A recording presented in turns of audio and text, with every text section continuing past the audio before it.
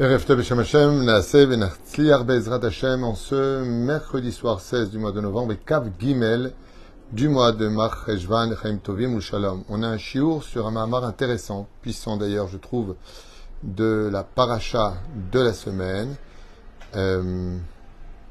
Shiur acheté par Benjamin pour la Haskara de son grand-père ce soir, Yasmin Ben Esther. ירצון שהקדוש ברוך הוא יעלה את נשמתו רוח השם תנחנו בגן עדן עליון וכל השוכבים עמו בכלל הרחמים והסליחות וכן יהי רצון ונאמר אמן תהיה נשמתו צרור החיים et que l'on ait que de très bonnes nouvelles.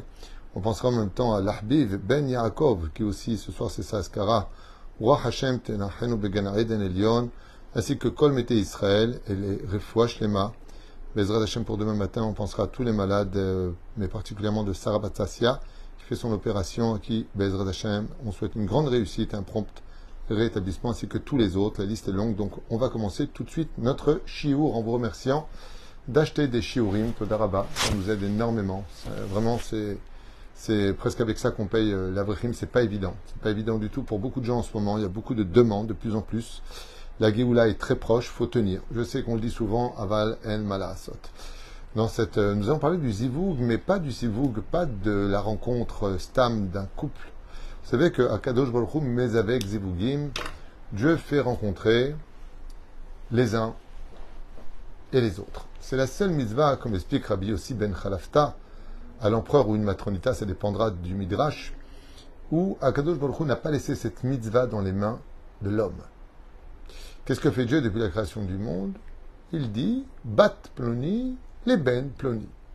L'un, la fille d'un tel épousera le fils d'un tel. Et il y a quelque chose de très curieux que nos sages nous disent à propos de la paracha. Alors pour faire un petit récapitulatif, le sujet merkazi principal de la paracha, hormis la mort de Sarah aléa Shalom et la mort d'Abraham à la fin de la paracha, c'est la rencontre de Eliezer qui va chercher une femme pour Yitzhak. Et bizarrement, cette rencontre se fait dans un lieu public. Mais encore plus particulièrement à côté d'un puits, d'un be'er. Alors, c'est un peu compliqué parce que vous allez comprendre qu'en hébreu, il y a trois façons d'exprimer une source d'eau. Et en français, on peut le traduire. Chazal nous dit un verset très spécial, duquel Shlosha nizdaveg laem zivugam min ha-be'er. Il y a trois personnages duquel leur rencontre au niveau du couple s'est fait du puits. Min ha-be'er. Pourquoi du puits? À côté du puits. Au allié des be'er. Par l'intermédiaire du puits. Et le texte nous dit, trois personnes ont fait leur rencontre du puits. Et ces trois rencontres-là sont des rencontres de Zivug Agun. C'est-à-dire que quand ça se passe comme ça, tu peux être certain que le zivoug, il vient vraiment d'Akadosh Baruch Hu. Et si vous posez la question, et s'il ne vient pas de Dieu le zivoug, alors de qui viendrait-il? Au sage de nous répondre et de dire, Dieu marie les couples, mais il a aussi donné aux forces du mal de réunir des couples. Comment on peut savoir si ce couple vient de Dieu ou si ce couple vient du mal, c'est-à-dire des forces du mal, le Yetzer Hara? Réponse de nos sages, des Choulé Alma. Toute union qui est interdite, ça vient du mal. Et toute union qui est permise par la halacha, ça vient d'Hachem. En d'autres termes, si l'union que nous avons eue pour nous marier correspond au point de la halacha, comme un Kohen, par exemple, comme on l'a souvent cité, ne peut pas se marier ni avec une convertie, ni avec une femme divorcée, de la même façon, un Kohen ne pourrait même pas reprendre sa propre femme s'il avait divorcé d'elle, dans le cas échéant s'il était vraiment Kohen. Et ainsi donc, la halakha nous apprend qu'il y a des cas de difficulté, comme un homme par exemple qui s'est marié avec sa propre épouse, que nous avons dit il y a 2 jours, et puis voilà qu'il la renvoie, il divorce. Et puis elle se marie avec quelqu'un d'autre, et puis regrette. Elle divorce de son deuxième mari pour revenir vers le premier mari. Cette femme lui est interdite. Et s'ils reviennent ensemble, se marier dans un autre pays, cachant la vérité de leur union, eh bien, tu peux être certain que c'est Maasé Satan. Ce n'est pas Dieu qui les a mis ensemble, car Dieu déteste les péchés, les interdits, même s'il les a mis devant nous pour nous donner le mérite de dire « je ne ferai pas la faute ». Et ainsi donc, il y a quelque chose à apprendre à ce niveau-là, comme explique le Rav Yonah Metzger, Shtita Shebae, Der Chaim Arukim.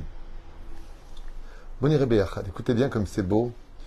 J'adore. La Torah, j'adore. Pachout. C'est sans fin.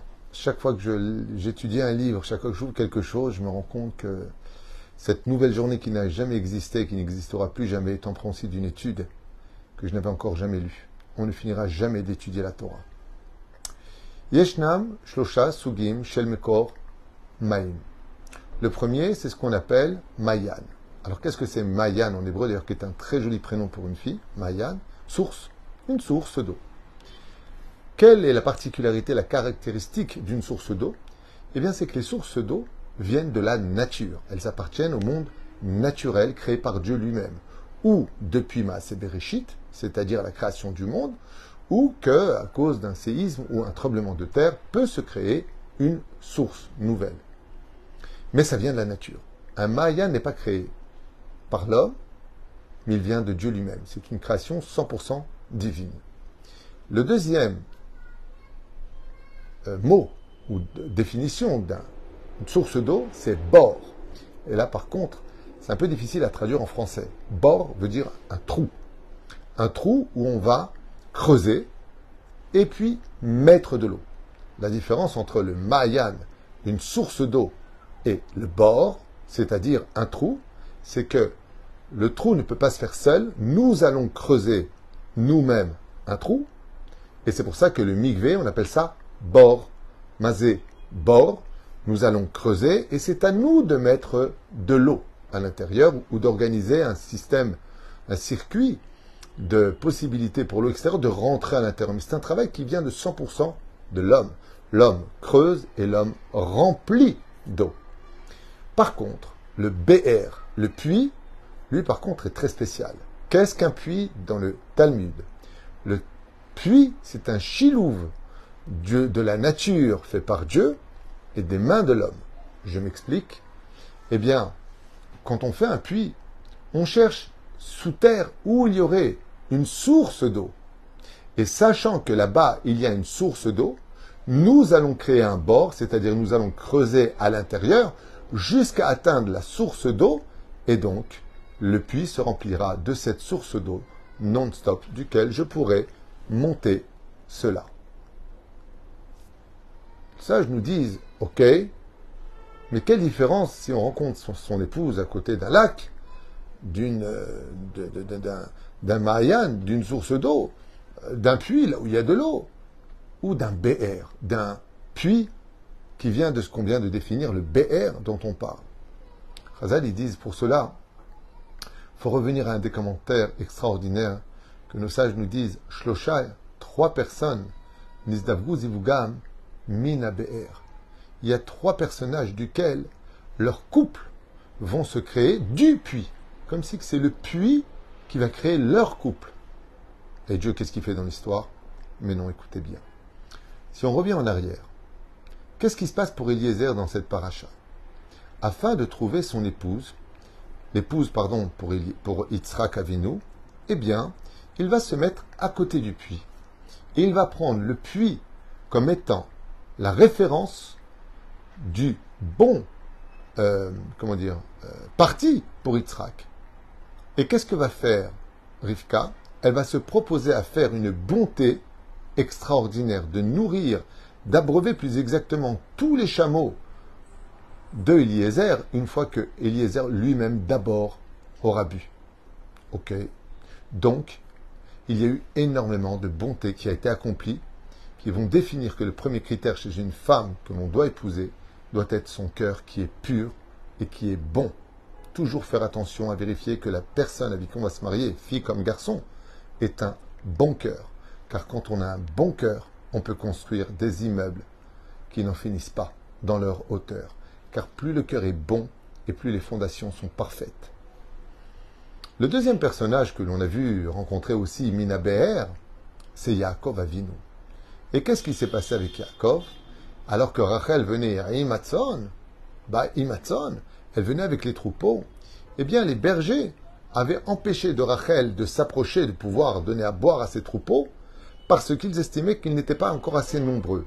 Yaakov intervient et s'occupe à lui tout seul, sans la force de personne, lève la margelle du puits et dit à Rachel, viens et maintenant puise l'eau pour donner à boire, abreuver tous tes troupeaux. Et ainsi donc, on voit une fois de plus que tout comme chez Rivka, il y a une action de bonté extraordinaire que l'on peut constater et de netina, c'est-à-dire le don de soi. De la même façon, Yaakov n'hésite pas à rencontrer sa femme par le don de soi et par le chesed, c'est-à-dire la bonté. Quand on prend le troisième personnage, donc premier c'est Eliezer qui met en pratique, le deuxième c'est Yaakov, et le troisième c'est Moshe Rabbeinu, qui lui aussi va rencontrer Tzipora, Minaber. Quand Moshe Rabbeinu arrive et qu'il constate que Tzipora est maltraitée par les bergers des alentours, eh bien il n'hésite pas à les mettre à terre et libérer le puits pour que Tzipora, avant que la nuit ne tombe, puisse abreuver les troupeaux de son père. Et ainsi donc il va l'aider, le Dalo Dala, il va l'aider à sortir l'eau du puits pour qu'elle puisse vite faire son chesed et donner à boire aux animaux. La question qu'on avait posée au début, c'est pourquoi Katouv min haber, de ce puits, du puits. Eh bien, qu'est-ce qu'on a dit tout à l'heure? Il y a 3 sources d'eau. Il y a 3 façons de vivre les choses dans une vie de couple. Il y a celui qui va rencontrer sa femme dans sa vie à côté d'une source d'eau. La source d'eau, c'est le côté naturel. C'est-à-dire que je vais laisser faire les choses, comme aujourd'hui dans cette nouvelle génération, je veux pas de chidour. Je vais laisser faire les choses. Alors la nature va venir s'adapter à ton tempérament, à ce que tu es, à ce que tu veux, ou à ce que tu vaux. Et ce sera à toi de travailler, de puiser de la nature ou de la laisser à sa place. On s'entend, tant mieux. On s'entend pas, goodbye. Et puis il y a celui qui dit non, non, non, moi rien du tout. Moi, il faut que tu changes. Moi, je vais te former. Je n'accepte pas que tu... Pop, pop, pop. Lui, il est comme un bord. Lui, c'est comme un trou. Il se prend pour Dieu. Lui, il dit, tout comme on a dit quoi? Le bord, c'est-à-dire le trou, c'est l'homme qui le creuse et c'est l'homme qui met de l'eau. Il est où Dieu dans l'histoire? Nulle part. Ainsi donc, quand on fait un bord, en d'autres termes, eh bien, on n'accepte pas le côté de la psychologie, de la pédagogie du couple et on impose des choses, comme si on enterrait l'autre vivant. Bord veut dire un trou qui porte bien son nom pour enterrer l'autre. Par contre, quand on parle de BR, quand on parle de puits, minha BR, qu'est-ce qu'on fait? L'homme fait l'aïchtadout de creuser là où on sait que le zivoug nous attend. Et qu'est-ce que fait la source d'eau quand elle est dans le puits? On creuse, on va creuser ce trou, effectivement, c'est les actions de l'homme. Mais on creuse là où il y a une source d'eau créée par Dieu. Il y a une complicité entre l'homme et Dieu, une ishtadlout. Un côté de je vais faire ce que j'ai à faire, mais ce que je vais faire comme la Torah le demande. Je ne me touche pas avant le mariage. Don't touch. Ne touche pas. Garde tes distances. Je vais faire exactement comme il le faut pour que je trouve la source de Dieu, que ce zivoug est vraiment mon zivoug.